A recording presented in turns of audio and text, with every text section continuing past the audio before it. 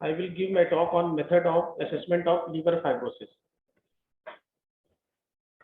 I will cover my topic in following headings: introduction, pathogenesis of liver fibrosis, modalities for assessment of liver fibrosis. It will cover invasive as well as non-invasive tests. Liver fibrosis is a natural response to chronic liver injury. It results in abnormal connective tissue production and deposition in the liver. Accurate assessment of liver fibrosis is essential to predict prognosis and for the therapeutic decision. Liver biopsy is considered as the gold standard to classify liver fibrosis, but there are many limitations for liver fibrosis. So there is a need for development of another way to assess the degree of liver fibrosis. Because liver biopsy is invasive, it requires expertise to perform and interpret. It having risk of surgical complications like hemorrhage. It may cause sampling error occur and interpretation is difficult because inter and intra-observer variability may occur during the interpretation of liver biopsy findings. This is the pathogenesis of liver fibrosis. Various agents like hepatitis B, hepatitis C, alcohol, NASH, and some metabolic diseases causes liver cell injury. It leads to inflammation and activation of hepatic stellate cells. Hepatic stellate cells leads to activations of myofibroblasts by these mediators, and myofibroblast activation leads to increased deposition of collagen, elastin, and it will lead to fibrosis and development of cirrhosis.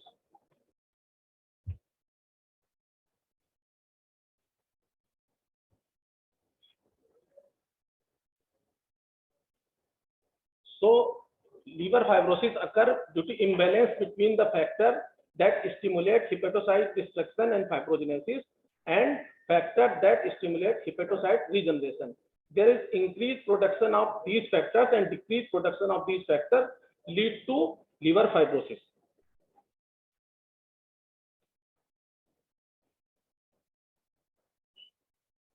So diagnosis of and staging of liver fibrosis may be done by liver biopsy, conventional imaging, by serological markers, serological panels, shear wave elastography, and by some emerging techniques. As I told earlier, liver biopsy is the gold standard, widely used method to assess the histological fibrosis. Liver fibrosis progresses from F0 to F4. F4 is considered as cirrhosis and F0 is no fibrosis. This is the meta-phase fibrosis staging system. F1 is initial fibrosis that progress into F3 and F2 fibrosis. F0 means, according to meta-phase staging system, F0 is no fibrosis. F1 is portal fibrosis with septa, without septa. F2 is portal fibrosis with septa. F3 is numerous septa without cirrhosis, and F4 is cirrhosis. As told earlier by Dr. Amit Goel, fibrosis in the liver is not discrete phenomena. It is a continuous process. We have F3, F4, F2 fibrosis in the same liver. So it is not a discrete phenomenon. Another scoring system is AACC scoring system. In AACC scoring system, it is not very widely used because it is difficult, but F0 is no fibrosis. In AACC stage 1, fibrosis expansion occurs to some of the portal area. In AACC stage 2, fibrosis expansion occurs to portal area with some fibrous septa. In AACC stage 3, fibrosis expansion to most of the portal area with some portal to portal bridging. In stage 4, there is some portal to portal along with portal to central bridging. AACC 5, there is mark bridging, and AACC 6 is cirrhosis. These are the serological marker. Because liver biopsy cannot be done in all patients, so we have to develop other markers for the assessment of liver fibrosis. So we develop direct test and indirect test. Direct test reflect directly extracellular matrix metabolism, and indirect tests reflect the change in the hepatic function. For the assessment of fibrosis, direct biomarkers are like type 1 and type 4 collagen, laminin, hyaluronic acid, and procollagen type 1 carboxy terminal peptide. But these direct biomarkers are not used widely. We use indirect marker for assessment of liver fibrosis like serum AST level, platelet count, coagulation parameters, GGT, total bilirubin, alpha-2 macroglobin, and alpha-2 globulin. There are various serological panels made for by combination of these indirect serological markers. Commonly used tests are EPRI, FIB4, and Fibro test. EPRI is very important indirect serological marker, which is widely used. It is a ratio of AST and platelet. AST platelet ratio index is EPRI. EPRI is calculated by dividing upper limit of AST level in the patient divided by upper limit of the AST, which is usually considered as the 40. It is divided by platelet count. Platelet count, if any patient is having platelet count is 1,50,000. So we put the value of 150 in the platelet count. First 3 digits are important. If platelet count is 80,000, then we put this value is 80. It is multiplied by 100 so that we calculate easily the EPRI score. Another one is the FIB4 score. It is a ratio of AS multiplied by AST divided by platelet count and under square root of ALT. Its calculation needs calculator. It is not easy to calculate, but it is more reliable in comparison to EPRI score. We put the cutoff of EPRI score and FIB4 score.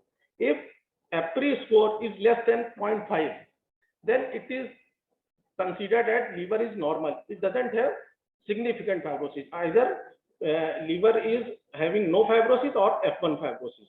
If EPRI score is more than 1.5, then fibrosis is more than F2. Patient is having a significant fibrosis. And if EPRI score is less than 1, then chances of having cirrhosis is very less. And if EPRI score is more than 2, the chances of cirrhosis is very high. For the FIB4 score, only cutoff developed for the significant fibrosis. Lower cutoff is 1.45 and higher cutoff is 3.25. Use of single cutoff for EPRI and FIB4 results in suboptimal sensitivity and specificity. Hence, 2 cutoff were kept for these calculations. High cutoff has high specificity used to diagnose fibrosis at a particular stage, and lower cutoff has high sensitivity used to rule out presence of particular stage of fibrosis. This is the chart showing sensitivity and specificity of various indirect serological markers.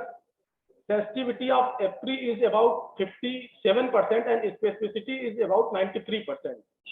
For the FIB4 index, sensitivity is about 65% and specificity is about 97%.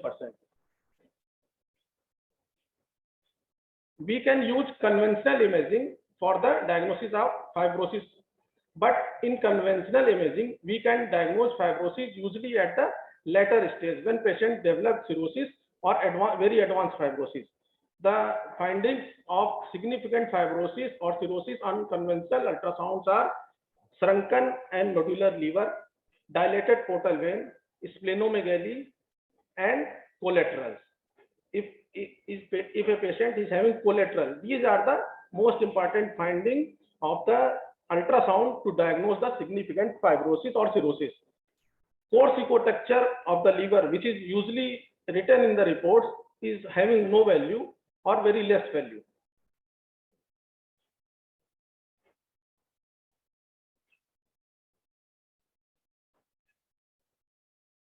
Following it, there is development of one more non-invasive test, that is shear wave elastography.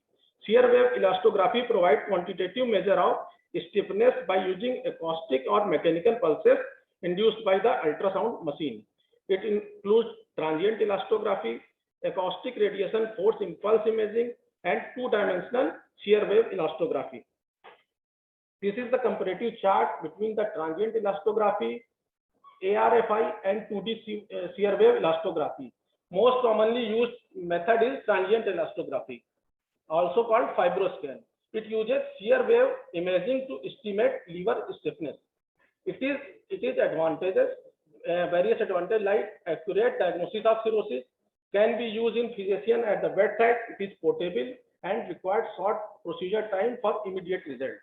But there are some problems with the fibroscan, like it is difficult to interpret or do the fibroscan in very obese patient, and if the patient is having ascites, there is chances we are having difficulty in the finding of the fibroscan.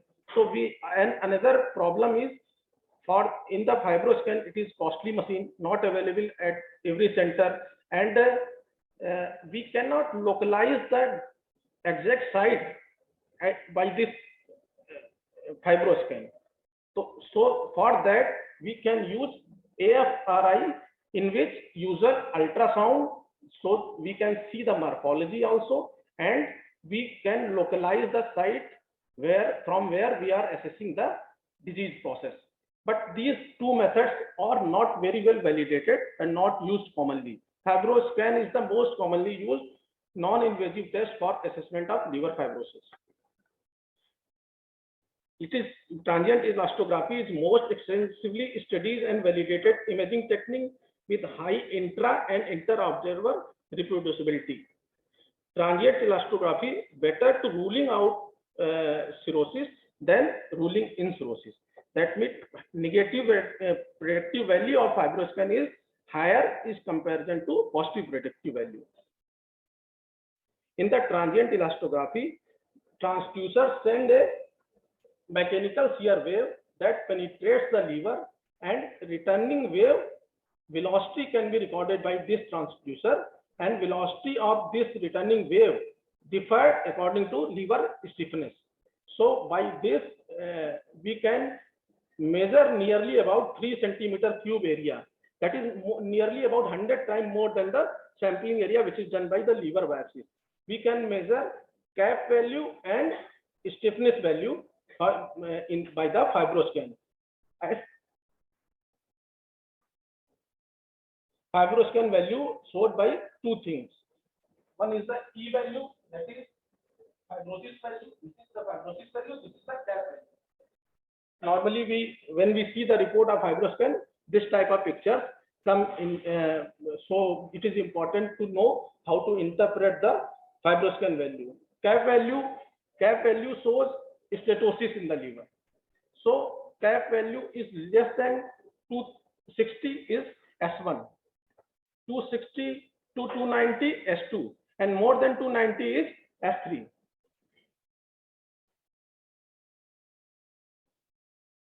How we can know the report of the fibroscan is accurate or it is accurate or not?